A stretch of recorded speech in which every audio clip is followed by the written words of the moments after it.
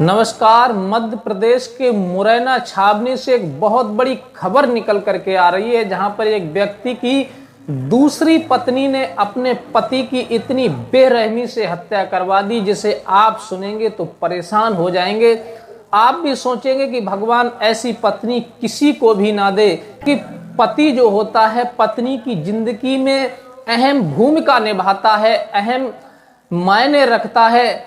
और पति जो सारे जीवन कमाई करता है अपनी बीवी बच्चों को पालने के लिए, उन्हें सुख देने के लिए, उनकी जरूरतें पूरा करने के लिए, और वही पत्नी अगर नागिन बनकर के पति को डस ले और उसे मौत के घाट उतार दे, इससे बड़ा दुर्भाग्य पति का और क्या हो सकता है।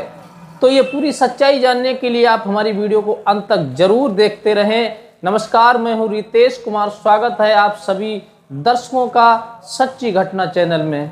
दोस्तों, ये मध्य प्रदेश के मुरैना छावनी की एक खबर निकल करके आ रही है, जहां पर एक अंगद कठेरिया अपने परिवार यानी अपनी पत्नी मीरा के साथ रहता था, और उसके एक नहीं बल्कि 4 बच्चे थे, और 4 बच्चों के साथ में बड़े हंसी खुशी के साथ वो अपना जीवन बिता रहा था। और उसकी पत्नी मीरा के द्वारा एक नहीं बल्कि 4 बच्चे थे। अंगद कठेरिया जो था पेशे से एक हलवाई था, शादी विवाह में भोजन बनाने का कार्य करता था, और अपनी पत्नी मीरा और बच्चों के लिए घर पर छोड़ करके वो एक 2 दिन के लिए बाहर बुकिंग पे चला जाता था, और पैसे कमा करके अपने घर अपने बच्चों की जरूरतों को पूरा करता था। लेकिन समय ने ऐसा पलटा, समय का फेर ऐसा बदला, जो उसकी पत्नी मीरा जो होती है किसी कारण, बीमारी के कारण उसकी मृत्यु हो जाती है,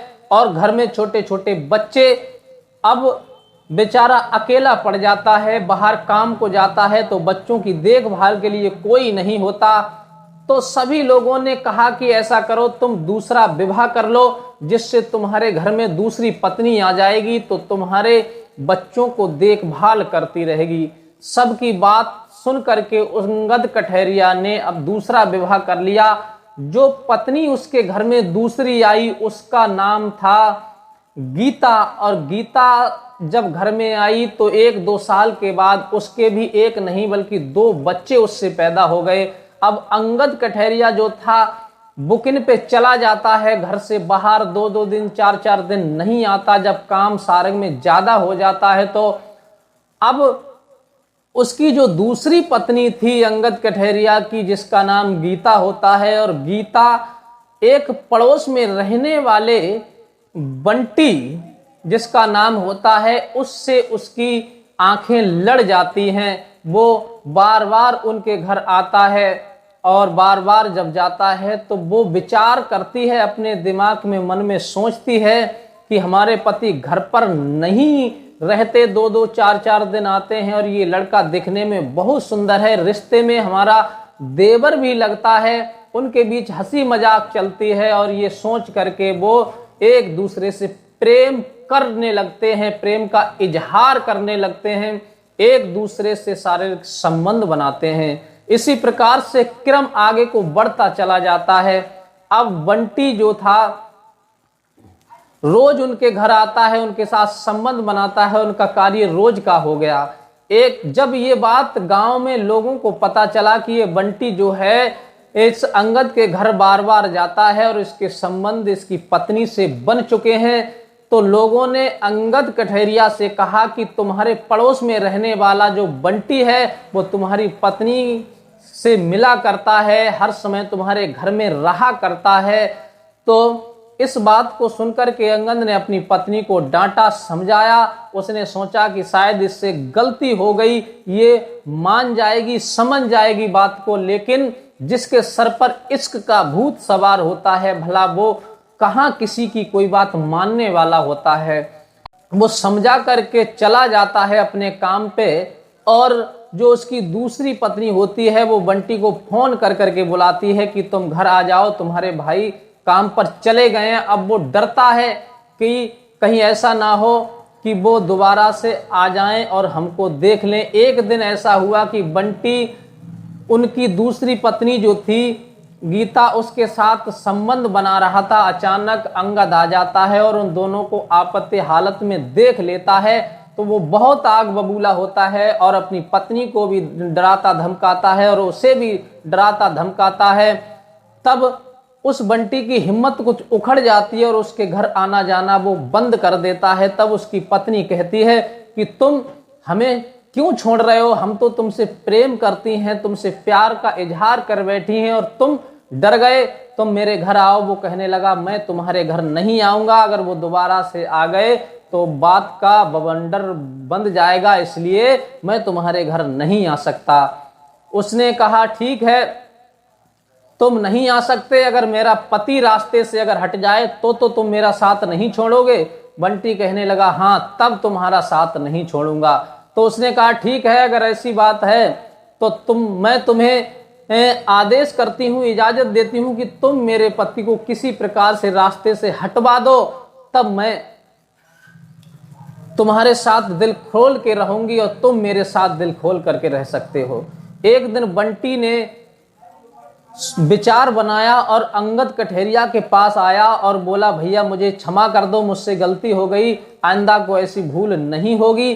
तो उसने बात बदल करके अंगद कठेरिया से कहा कि एक जगह से काम का बुलावा आया है और वो काम की बुकिंग आपको करनी है, तुम एक पार्क में आ जाओ, वो लोग वहीं तुम्हारा इंतजार कर रहे हैं।